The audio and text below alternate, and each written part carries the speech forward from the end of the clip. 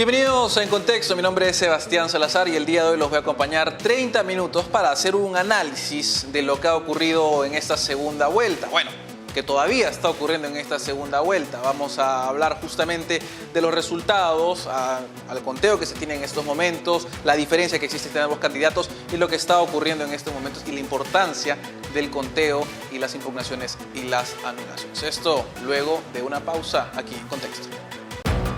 En Contexto llega gracias a Fundación Naumann, Universidad César Vallejo y Los Portales. Bueno, estamos de vuelta aquí en Contexto y el día de hoy nos acompaña el director de Piensa.p, José Ignacio Beteta, para hablar, como les adelantábamos, de lo que ha ocurrido en esta segunda vuelta, un análisis un poco más coyuntural y saber exactamente qué es lo que toca ahora una vez pues, que ya la gente ha votado y más bien nos encontramos en una situación un popoco incierta en estos instantes. Gracias por estar aquí con nosotros. Sebastián, un gusto como siempre. Gracias a ti. Bueno, ¿qué es lo que nos deja esta segunda vuelta? ¿Qué es lo que podemos aprender de ella en estos momentos? Bueno, yo creo que primero hay que dejar que termine, ¿no? El acto electoral no ha terminado. Es algo interesante cuando se le acusó al señor Sagasti de haber llamado a... Bueno, era verdad que lo había hecho, ¿no? Más allá de las intenciones que tuvo de haber interferido en las elecciones, al llamar a Mario Vargas Llosa para pedirle que influya en Keiko, no todo este cuento que hubo con esta llamada. Hubo alguien en Twitter, un abogado que dijo, esto ya no es interferencia porque el acto electoral ya terminó. Sin embargo, el acto electoral no ha terminado, estamos en el cómputo de resultados. De acuerdo. Entonces, lo primero que nos deja como lección es que no tengamos una elección así de nuevo, porque llevamos 2 semanas y vamos a ir a la tercera semana y estamos todos estresados. Y eso implica reformas, ¿no? Yo creo que ya hablaremos de eso en un minuto, pero yo todavía me siento expectante. O sea, hay mucha gente que está con la expectativa de qué va a pasar. Además, eso tiene que ver, y eso creo que lo hemos visto antes, y a mí me parece, con el hecho de que el margen sea tan corto. Porque si esto fuera una elección de una victoria clara para cualquier lado, ¿no? Sería 55-45, no estaríamos hablando de absolutamente nada. Ya habría terminado todo. Ya habría terminado, porque eso no lo recuperas. Pero estamos hablando de una diferencia al día de hoy más o menos de 50.000 votos, un poco menos. 47.000 ya. ¿Ok? Que además se acorta, ¿no? Constantemente. Sí. Entonces, eso genera, digamos, un nivel de incertidumbre que es muy difícil. Claro, se siente inconcluso. Es como que no ha acabado y eso afecta. Pero sí hay cosas que durante la elección muestran, digamos, preferencias bien interesantes reveladas, al menos. Por ejemplo, este ausentismo en sitios en los que Keiko ganó por bastante, por decirlo así, que hoy en día ya no nos tendría en esa situación. Por ejemplo, en Miraflores, en San Isidro, en Surco, además con alta densidad poblacional y en Lima particularmente, de un 25% de ausentismo, sí. ¿Cierto? O sea, esto es un montón, es un cuarto de los votantes. Sí. ¿Qué nos deja? O sea, ¿por qué ocurre eso? Mira, 25% de ausentismo y 1 millón de votos nulos o viciados, ¿no? Lo que te deja es una sensación de que la gente no tiene a dónde ir, no sabe a dónde ir. No sabe en quién confiar, no sabe a quién acudir políticamente hablando, ¿no? Institucionalmente. Y no es poca cosa. Yo pensaba antes siempre se dice, bueno, los pobres, los más vulnerables, justamente no tienen a dónde ir, no tienen servicios públicos, no siempre hablamos de eso. Yo creo que esta vez no. Esta vez la clase media tampoco confía en los políticos, no sabe qué hacer. Los mismos empresarios están confundidos y no saben qué hacer. Entonces, cuando llegas a un nivel de realmente no saber qué pasa con el país, hacia dónde va el país, cuáles son las soluciones, eso ya te gatilla un descontento que se torna en indiferencia.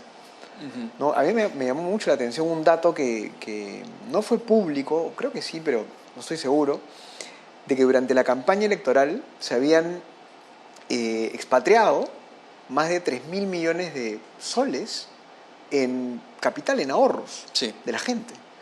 Sí, la incertidumbre hizo que, digamos, que muchas personas, ante no saber qué iba a ocurrir, sobre todo al inicio, ¿no? Que Pedro Castillo tenía una clara ventaja. 15, 20 puntos, claro. La gente dijo, si acá la cosa se pone como en Venezuela o en Bolivia, en cualquier otro sitio, yo mejor de una vez saco mi dinero. Entonces saca tu cuenta, ¿cuánta gente habrá estado de viaje? O sea, vamos sumando probabilidades, ¿no? Pero ¿cuánta gente está de viaje? ¿Cuánta gente ya se fue? ¿Cuánta gente está pensando en irse y ya ni siquiera le interesó votar? ¿Y cuánta gente simplemente dijo, a mí ninguno me representa, y no entendió que cuando tú no votas, le das tu voto a alguien? Claro. ¿No? Bueno, existe, esto es como la ley de los gases, ¿no? O sea, se llena el vacío con algo, no se queda en blanco. Entonces, sí, la lección es que hay un país en donde muchos grupos sociales, desde los más pobres hasta quizás los empresarios, no saben a dónde ir, no saben cuál es la solución para este país, no la saben, no la entienden, y eso es muy peligroso. De acuerdo, además creo que eso se complementa un poco con la idea, con cómo vemos el Congreso, y el anterior, en general, o sea, el nivel de poca convicción en una sola agrupación se nota en el Congreso de inmediato, ¿no? Ahora bien, sin embargo, esta segunda vuelta ha dejado algo en tela de juicio que en la primera algunos se quejaron, particularmente ¿cómo se llama? ¿Cuál fue el que se quejó? Estábamos hablando acá de que no se han contabilizado adecuadamente los votos. Se me está yendo ahorita el nombre en estos instantes. ¿De la primera vuelta? Sí, de la primera vuelta. No lo recuerdo bien. Pero hubo críticas a Salas Arenas, a Salas Arenas inicialmente. A Corbeto, a todos, ¿no? Pero esto es lo que ha dejado, además. Sí. Que la OMPE tal vez el Jurado Nacional de Elecciones en una segunda instancia, pero la OMPE principalmente era una de las instituciones en las que más se confiaba. Sí. Hoy eso se pone en tela de juicio. Es como, digamos, no al mismo nivel, pero como si cuestionáramos al BCR casi. Sí, en términos institucionales hay muy pocas entidades que se salvan. No tienes, pues, no sé, a la Superintendencia de Banca y Seguros. Por ¿no? ahí, está claro. Al BCR, incluso la SUNAT, ¿no? También. Que no, nuestro contrincante, digamos, en términos de política pública con los contribuyentes, pero tú tienes una percepción de que son profesionales, más allá de que estés en contra o a favor de sus políticas. Con el caso de la OMPE pasaba algo así. Sí, de hecho López Aliaga era el candidato que se quejó muchísimo y que habló de fraude en la primera vuelta, dejando toda la teoría de la conspiración a un costado, ¿ya? Yo creo que hay dos factores, y yo lo conversé con Ronald Cross un rato largo. Hay dos factores que han cambiado en estas elecciones. El primero es el escrutinio de la ciudadanía ha sido increíble, ¿ya? O sea, ha habido una capacidad de vigilar en el acto, ¿no?, mucho mayor que la del 2016, que la del 2011. Yo tengo muy buen recuerdo de estas dos elecciones, 2016 y 2011. Después de esas ya se me va yendo la memoria porque estaba más chiquillo, digamos, ¿no? Pero estas dos anteriores ya estaba vinculado a temas sociales, a temas políticos. Y no es lo mismo. O sea, esta vez la ciudadanía ha estado mucho más vigilante. Eso lo que genera es que se descubran errores que probablemente ya estaban. Claro. Y ahora los ves, pero los ves así, ¿no? Con tus propios ojos. Además los ves cuando se juega, digamos, el pellejo. Algunos sienten que se juega el pellejo mucho más que otros, digamos. Con un simulacro que daba por ganador a Keiko, con un boca de urna a Keiko, con un conteo rápido a Castillo, y con otras encuestadoras que los daban empatados. O sea, con los números cerradísimos, cerradísimos. Entonces, claro, esta percepción de la OMPE va a tener que ser cambiada con reformas. No hay forma ya de que esto quede así. De acuerdo. Además, algo que fue sorprendente, que claro, yo tampoco recuerdo durante la época de Pedro Pablo Kuczynski contra Keiko, que también fue bien cerrado, yo sé de paso. Es que en esa época no recuerdo que, por lo menos en Twitter y en redes sociales, hubieran estas personas expertas todas en sus distintas disciplinas, sobre todo ahora que hay más, ¿no?, de ciencia de datos, que constantemente actualizaban sus modelos para ver quién iba a ganar o quién no iba a ganar, y había varios que tenían distintos presupuestos y gente profesional, o sea, que en realidad lo hacía para saber ellos, ¿no? Sí, jugando con los datos. Digamos. Jugando con los datos. Entonces, eso ha mostrado, digamos, algo que no se ha visto antes, y creo que además se decanta un poco en este periodo de que el Jurado Nacional de Elecciones lleve a cabo todas estas audiencias de forma pública. Sí. O sea, la gente quiere estar segura de que lo que pasó, digámoslo así. Claro, y entonces estás en la audiencia pública y te encuentras con este personal de la OMPE que estaba en la audiencia mostrando la copia de un acta que había estado en un sobre cerrado. Y la magistrada, digamos, del jurado especializado, abriendo el sobre y ella diciéndole, no te preocupes, acá tengo la copia. ¿Viste esa audiencia pública? Esa creo que justo no la pude ver. Se hizo y viral. Eso que vi como las 2 horas. Se hizo viral porque el sobre cerrado con el acta estaba en las manos de la magistrada del jurado especializado, y ella, voy a proceder a abrir el sobre, y la persona que estaba a su costado, que me parece que era alguien de la OMPE, le dijo, no se preocupe, acá tengo la copia. Claro. Entonces debería haber estado cerrado. Digamos. La magistrada puso una cara, literalmente diciendo, ¿qué cosa está pasando acá? Se sale de la cámara a decir algo, no sé qué cosa, digamos, quítenle la cámara, apáguenme la tele, no sé qué habrá dicho, pero O sea, fue un momento clave porque está bien, puede haber sido una de 70 audiencias públicas, pero en ese momento se estaba cometiendo un acto irregular frente a las cámaras y miles de personas lo estaban viendo. De acuerdo.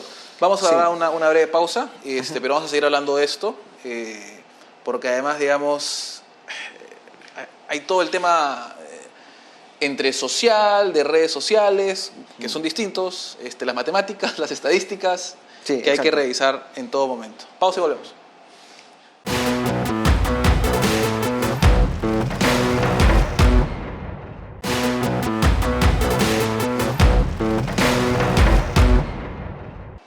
Bueno, estamos de vuelta y estamos con José Ignacio Beteta, director de Piensa.p, y estamos haciendo un poco de análisis coyuntural de las elecciones, post-elecciones decía yo, pero seguimos todavía contabilizando, digamos, estamos en el tiempo de descuento, del descuento en estos momentos, y veíamos que hubo un momento hacia el final de esta, bueno, al final de la parte, de esta última parte del ¿cómo se llama esto? De la segunda vuelta, que ya las probabilidades eran pocas para que Keiko Fujimori llegara, pero hubo un quiebre, y estábamos hablando un poco sobre todo, además creo que fue con esta audiencia que tú nos dices, en el cual la gente se despertó y fue como, acá hay que revisar mucho más y mucho más de cerca. Exacto. ¿No? ¿Hay hoy todavía ese chance? ¿Se puede hablar de eso o ya no se puede? ¿Existe esta lucha política todavía o es solamente legal? Ya, ahí está el punto, ¿no? O sea, a ver, desde de lunes a miércoles de la semana pasada, efectivamente, empezaron a proliferarse estos videos, ¿no? Videos, audios y fotos. Y entonces, claro, aparecía lo que tú decías, ¿no? En las audiencias públicas se notaban cosas raras. Y entonces se juntaron muchos ciudadanos, y me consta, muchos de ellos guardaron anonimato, no tenían nada que ver con Fuerza Popular, y lo que hicieron fue empezar a levantar, a cruzar datos, pues, ¿no? Mesas, actas, primera vuelta, segunda vuelta, ¿no? Han habido especialistas que están en redes sociales, que son conocidos, que colaboraron con este esfuerzo, y entonces ya de ahí es de donde sale este primer grupo de aproximadamente 800 actas de las cuales Fuerza Popular pide su nulidad, Claro. ¿no? Es un esfuerzo de 72 horas de gente que empieza a decir, ya, estas no las van a hacer, entre comillas, ¿no? Porque nadie en ese momento podía hablar de un fraude, aunque los dos, Keiko y Fujimori, habían mencionado la palabra fraude, ¿no? Ya los dos la habían lanzado a la mesa, luego Castillo retrocedió un poco, Fujimori ya avanzó. Castillo retrocedió cuando empezó a ganar. Castillo retrocedió cuando el conteo rápido le dio la razón, pero claro, Keiko Fujimori dio un paso más y dijo, acá hay indicios de fraude. Bueno, en esos 3 días se armó todo esta recopilación de datos. Legalmente lo que va a pasar, y tú lo sabes muy bien, es que hay una pequeña batalla y no se sabe si las solicitudes de nulidad van a ser aceptadas hasta las 8 de la noche del miércoles o hasta las 11:59 del miércoles. ¿Ya? Todo apunta a que deberían ser aceptadas hasta las 11:59 de la noche, porque ninguna reglamentación, ninguna normativa te habla de la hora. Claro, te cierra a las 8, digamos. Es Dice el día. 3 días. Es el día, exacto, es 3 días hábiles y listo, ¿no? Y por ahí hay algo en contra, pero yo creo que van a terminar aceptando. Si aceptan ese volumen de solicitudes, estás hablando de 3 semanas de evaluación de actas, porque no van a poder por la carga, pero además los plazos son 3 días jurado especializado, 3 días para armar tu apelación, 3 días para el Jurado Nacional de Elecciones y 3 días más. Entonces, claro, tienes más o menos 14 días, 15 días hábiles, ¿no? En los siguientes días, que obviamente vienen con sábado y domingo. Entonces, esto va a tener para 3 semanas según especialistas. De acuerdo. ¿Ya? Entonces, Sí. digamos, la tensión y la sensación de que no se ha acabado esto se va a mantener. Legalmente, además, se mantiene. Claro, O sea, es algo que se tiene que resolver de una u otra se forma. tiene que resolver y son votos. Y acá viene un tema interesante. Mucha gente me decía, no, mira, la normativa electoral peruana trata de salvar al voto. Claro, trata de salvar al voto el domingo. Lo trata de salvar o en verdad lo puede matar. Pero digamos, el voto cobra importancia el domingo. Cuando el acta aparece en la mano, ¿no es cierto? Ya lo que importa es el acta, no Lo que importa tanto es el el voto. acta. Entonces, nuestro sistema electoral en verdad es un sistema electoral complejo porque este principio de salvar al voto no es tan cierto. Yo ya con todas las conversaciones que he tenido con especialistas y en estos temas, no es tan cierto. El acta mata al voto. Porque si tú luego del No, y día además de... eliminan los votos. Sí, los rompes. quemas, Los rompes. Entonces, claro. una vez que tú tienes el acta y el acta mató al voto, Sobre la base del acta es que se inician las acciones legales o de impugnaciones y observaciones. De acuerdo. Ya que viene todo este dilema, pues digamos, de oye, los fujimoristas quieren incluso barrerse con votos que son justos. Bueno, es que el acta mata al voto. Y si el acta es impugnable o es discutible, Claro. todo lo que está dentro se va con el acta. Ahora, y eso es lo otro rápidamente, ¿no? Que se ve un poco y es esta actitud de mal perdedor que se siente, ¿no? De parte de Keiko Fujimori de Fuerza Popular. Pero lo curioso es que, claro, emocionalmente, emotivamente cae mal, ¿no? El que ya perdió, más o menos que ya perdiste, Claro. y la verdad que sabes que ya perdiste, ¿no? Claro. Acéptalo y cae mal. Pero a la vez es tan corto, o sea, yo creo que el punto es netamente la diferencia que existe entre ambos candidatos, porque si no, si ella logra, o si Fuerza Popular logra revertir, o en efecto es cierto lo que dicen, porque al final se trata de votos que pueden ser nulos o no, ¿cierto? Si es cierto el presupuesto legal ahí, entonces no valieron esos votos, o sí valieron tales otros votos, con lo cual se puede cambiar esto. Sí, Al final se trata el margen lo que está haciendo el efecto acá. sí. Sin embargo, y algo que sí quería mencionar antes de terminar esta entrevista, es que cuando se ve la marcha, esta rara marcha de derecha, porque yo no recuerdo otra tan claramente de derecha, No. este, Bueno, las marchas por la vida, ¿te acuerdas? ¿No? Pero eran muy conservadoras. pero esas son más conservadoras que de Claro, derecha sí, exclusivamente. más católicas, no pro vida, pero claro, esta es la primera política, digamos, yo creo que sí. Sí.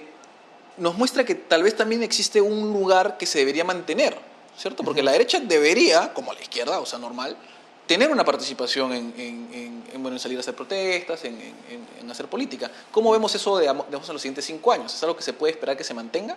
Sí, bueno, es un muy buen cierre del tema, ¿no? O sea, más allá del tema legal y político, que está en pendiente la batalla, digamos, de todos estos asuntos y las reformas que hay que hacer en la OMPE, que son varias, reformas muy concretas, definitivamente hacia los siguientes 5 años tienes una ciudadanía mucho más robusta, me queda claro, ¿no? O sea, esta vigilancia automática, esta capacidad de aglomerar grupos de 100, 150 jóvenes voluntarios que te analizan datas de actas, mesas y te cruzas.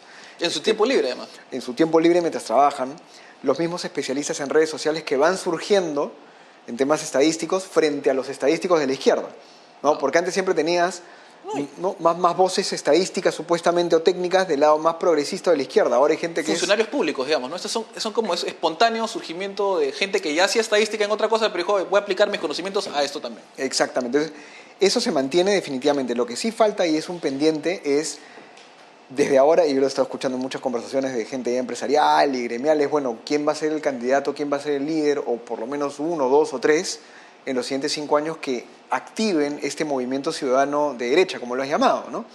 Es necesario tenerlo. Esta vez la derecha entró a partida, y entró a partida con candidatos que eran muy disímiles, Sí, ¿no? O sea, eran candidatos que generaban muchos subgrupos. sí. Entonces, eso no puede volver a ocurrir. Necesitas 1 o 2 personas que aglomeren a la mayor cantidad de liberales progres, liberales conservas, liberales liberales. Todas las variantes que hay. A todas las variables que hay de estos tipos que somos raros, creo, pero que los junten a todos y les digan, mira, yo no te voy a poder dar todo lo que tú quieres, pero te voy a dar ese núcleo en el cual tú estás, y él también, y él también, y él también. ¿No? Ese liderazgo se tiene que construir mañana, o sea, pasado mañana, porque eso es lo que aglomera y activa voluntades y entusiasma a la gente también, ¿no? Sí, y bueno, de hecho es un poco lo que le pasa en general la historia de la izquierda también, ¿no? Que se para partiendo, y más bien ahora se están aglomerando alrededor de Pedro Castillo porque finalmente ha entrado...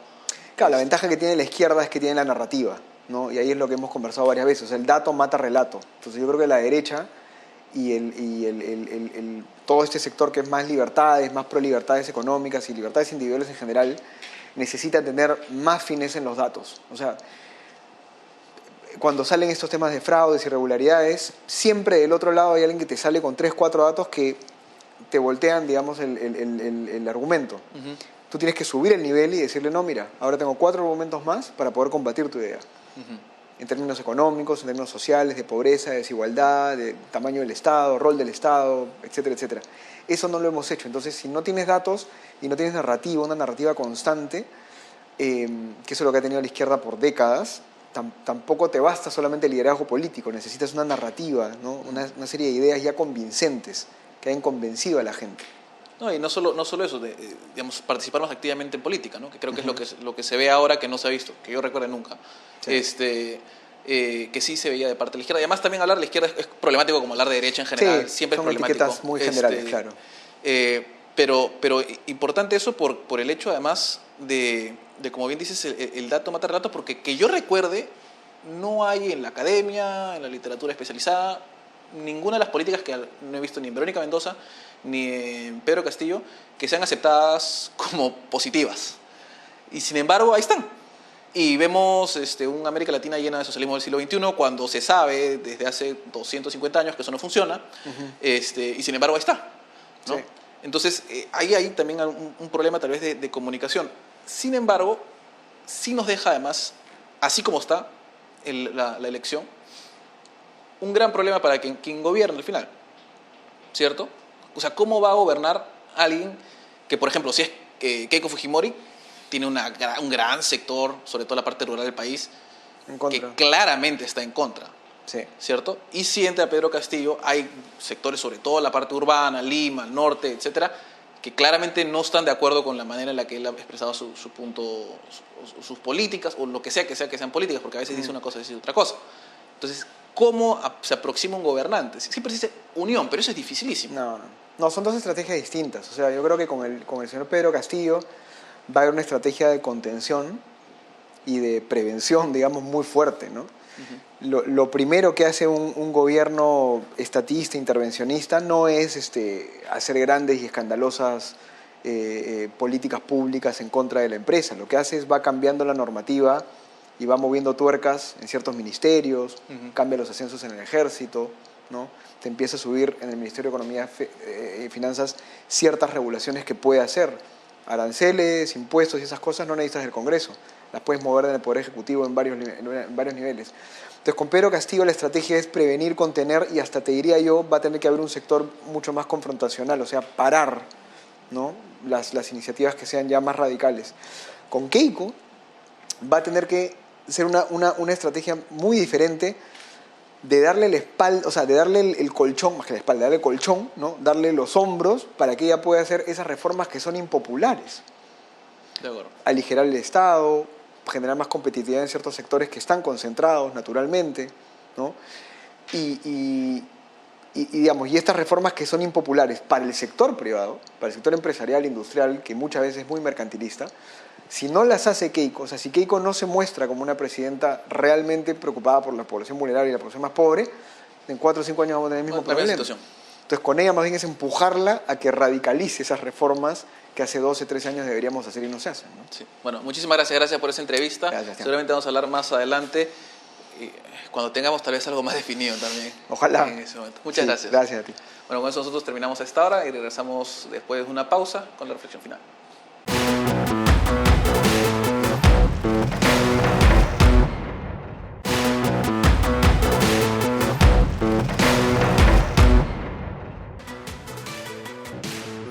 Bueno, estamos de vuelta con una reflexión final breve, y es que, como han visto, se trata en estos momentos de ver qué es lo que ha ocurrido, ya que, como nos decía nuestro invitado, el acta en nuestro sistema parece que mata al voto finalmente, y esto degenera en una serie de situaciones que se están resolviendo en estos instantes y que, por la diferencia, la pequeña diferencia que existe entre ambos candidatos, no se ha resuelto ya como quién ha sido el victorioso de esta segunda contienda electoral. Dicho sea de paso, además se ha hablado de lo que va a ocurrir en los siguientes 5 años y de una participación mucho más activa, mucho más precisa y además a la vez mucho más especializada de parte de todos los actores, principalmente de la ciudadanía, que ha detectado irregularidades que probablemente siempre han existido en nuestro sistema, irregularidades y particularidades sobre todo. Así que con eso nosotros nos despedimos al día de hoy. No se olvide visitarnos en YouTube, ahí puede ver toda nuestra cobertura sobre estas elecciones, todos los temas y también sobre otros temas que siguen vigentes, como la pandemia y demás. Nos despedimos y nos vemos otro día. En Contexto llega gracias a Fundación Naumann, Universidad César Vallejo y Los Portales.